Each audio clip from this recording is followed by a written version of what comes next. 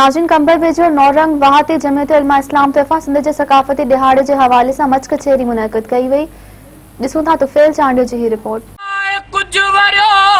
उथो उथो लुछो पुछो शहर तू रोड गोठ हथ कंदा वञनि ॾिसो हथ कंदा वञनि ॾिसो अञा अखियुनि में निंड आ अञा अखियुनि में निंड आ अञा अखियुनि ते बारवा सो पकड़ तो खारवा गदारवा गदारवा।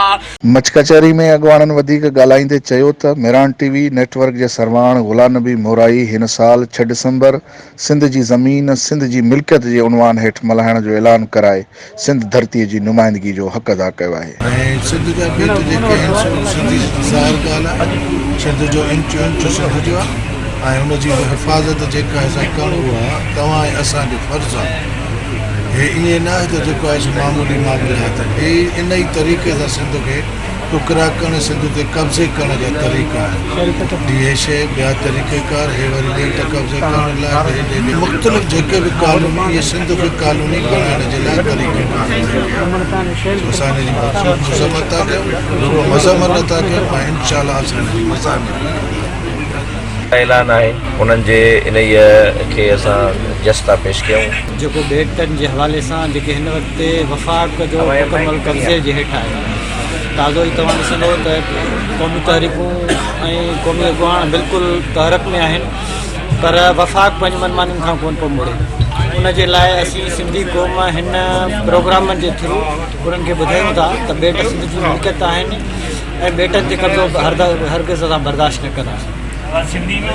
सिंध जिंदो आहे न ॿेट आहिनि समुंड आहिनि दरिया आहिनि वसीला आहिनि इहे असांजा आहिनि। जिस्म ते जीअं मालिक जो हक़ हूंदो आहे ईअं सिंध धरती जे मथां सिंधी क़ौम जो सिंधी माण्हुनि जो हक़ आहे। जेकॾहिं कंहिं बि हिन खे बुरी नज़र सां जेको आहे ॾिठो आहे ऐं कोशिशि कई आहे हिकु त ख़ुदा हुनखे बर्बादु कयो आहे। सिंध औलियानि जी धरती आहे, सिंध बुज़ुर्गनि जी धरती आहे।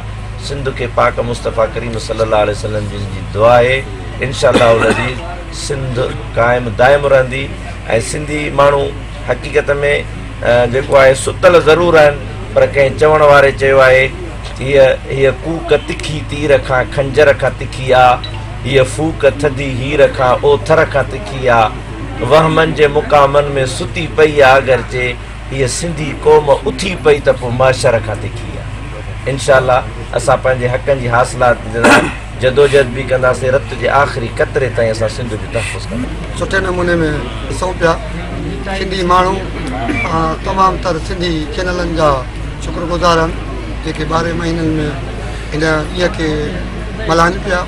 असीं सिंधी आहियूं इन सिंध सां मुहबत पिया कयूं। बाक़ी रहियो जेतिरे क़दुरु बेटनि जो मसइलो वेठियो उनखे असां न उनखां दस्तबरदार थिया न थींदासीं। उहा असांजी मिल्कियत आहे असांजी मिल्कियत रहंदी। बाक़ी ये जेके विच में माण्हू ॻाल्हियूं कनि पिया ॿेट फलाणनि जी मिल्कियत आहे हिननि जी मिल्कियत आहे इहो कतई न थियो आहे न थींदो। कैमरामैन मोहम्मद बख्श चांडियो सां गॾु तुफ़ैल अमन चांडियो, मेरान टीवी, कंबर।